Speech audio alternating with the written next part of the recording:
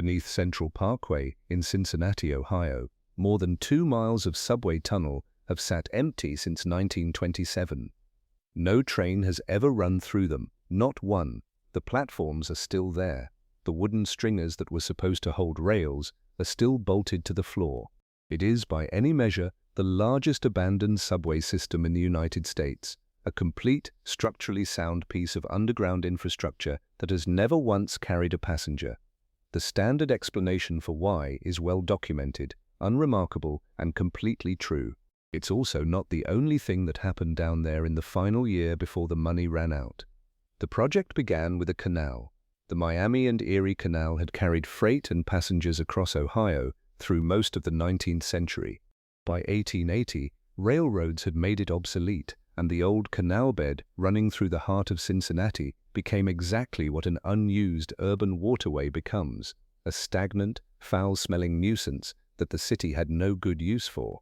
In 1884, a local newspaper called the Cincinnati Graphic printed an illustration showing what the city could do instead: drain the canal and build a subway in the empty channel with a grand boulevard on top. It took nearly 3 decades for that idea to become a real engineering project. In March 1912, Cincinnati officials hired a Chicago transit planner who proposed a 16-mile loop for $12 million. Voters approved a reduced $6 million version in 1916. Then the United States entered the First World War. Construction was delayed, and by the time ground finally broke, January 28, 1920, at what is now the intersection of Walnut Street and Central Parkway, wartime inflation had already quietly doubled the real cost of finishing the job. Nobody stopped digging because of that yet, not in 1920.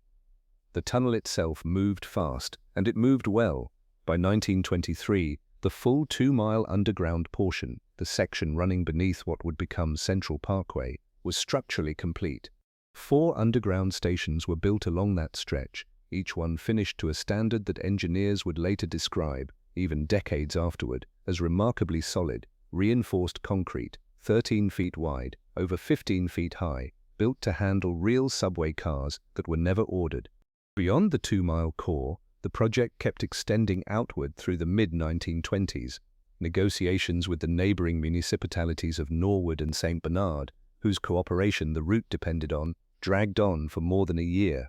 In Brighton, residents halted work for over 2 months in 1922 because blasting for the tunnel was cracking the foundations of nearby buildings, a problem serious enough that it generated real litigation against the project, documented in period Cincinnati Enquirer coverage. By 1926 and into early 1927, crews were still actively extending the system northward. A 5th construction contract, funded by a Central Parkway bond issue, pushed the tunnel from the Brighton Bridge out toward what would become the Hopple Street Tunnel. New bores being cut into the hillside as late as the winter of 1926 into 1927. At the exact moment the rest of the project's finances were quietly collapsing underneath it. This is the period that matters. The above-ground sections of the loop were nearing completion by early 1927, but the underground crews working the Hopple Street extension that same winter were operating inside a project that, on paper, no longer had the money to finish what it had already built. Tracks had not been laid anywhere on the completed 2-mile core. Several crucial connecting links in the route were still missing entirely. The transit board's own dollar balance, according to the records later reviewed by state examiners, was close to zero. Crews kept blasting and grading regardless, because stopping mid-contract was more expensive than finishing it, and because nobody at City Hall had yet made the final call to abandon the project outright. That call would come the following year. In 1927, the men working the Hopple Street bore didn't know that. They were extending a tunnel toward connections that, within months, would never be built. It was documented, ordinary construction work, running on inertia and a bond issue, inside a transit system that state auditors were already treating with open suspicion. Cincinnati in 1927 was not a city that kept its problems quiet. The Enquirer had been covering the subway's troubles for years: cost overruns, the Brighton litigation, the stalled negotiations with Norwood and St. Bernard. Newspapers had turned openly skeptical of the whole project, running pieces arguing the tunnels were too narrow and the curves too tight to ever function properly. Political infighting at City Hall, driven by a reform campaign against the previous administration, meant every dollar spent on the tunnel was already a subject of public argument before a shovel went into the ground on any given day. Into that environment came a new mayor in late 1925, Murray Seasongood, who had campaigned specifically against what he characterized as the wasteful pet projects of the administration he'd replaced.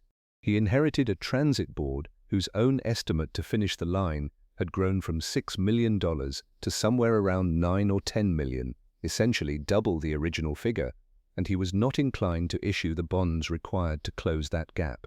By late 1927, the transit board had failed to secure a private partner to complete the missing sections. The money that remained went to finish what was already underway rather than start anything new. That is, in plain terms, why the Hoppel Street work happened when it did. It was already funded, already contracted, and already moving, right up until the exact point where the larger project around it stopped being viable. Central Parkway, the wide boulevard built directly on top of the completed tunnel, opened to traffic on October 1, 1928, with a full week of public celebration. Cincinnati got its grand surface boulevard. It never got the subway underneath it. The Rapid Transit Commission was formally dissolved after the 1929 stock market crash eliminated any remaining hope of raising new financing.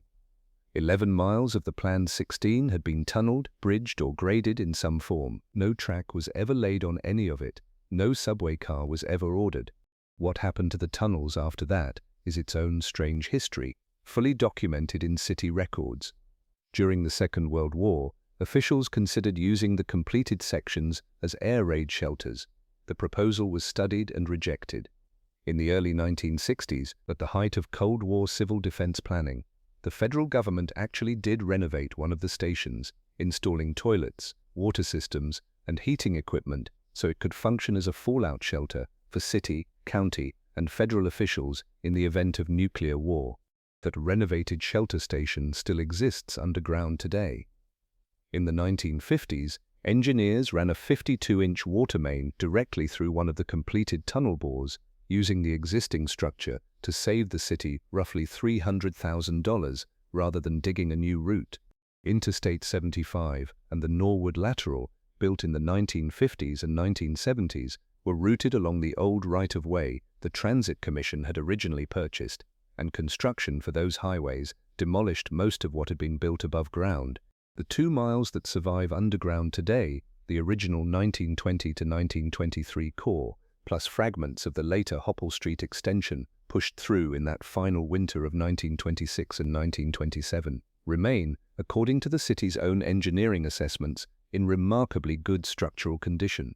A 2008 city review estimated it would cost $2.6 million simply to maintain the tunnels as they are, $19 million to fill them entirely with dirt, or just over $100 million to actually finish the job and bring a modern subway online. None of those options has been chosen. The tunnels are still there. The stations are still there. The fallout shelter equipment from the 1960s is reportedly still down there too. What the Hoppel Street crews were extending toward in that last active winter of construction before the money disappeared entirely was never finished, never connected, and, like almost everything else built for the Cincinnati subway, never used for the purpose it was built for. It sits exactly where they left it, sealed, underneath a parkway full of daily traffic that has no idea what's still down there.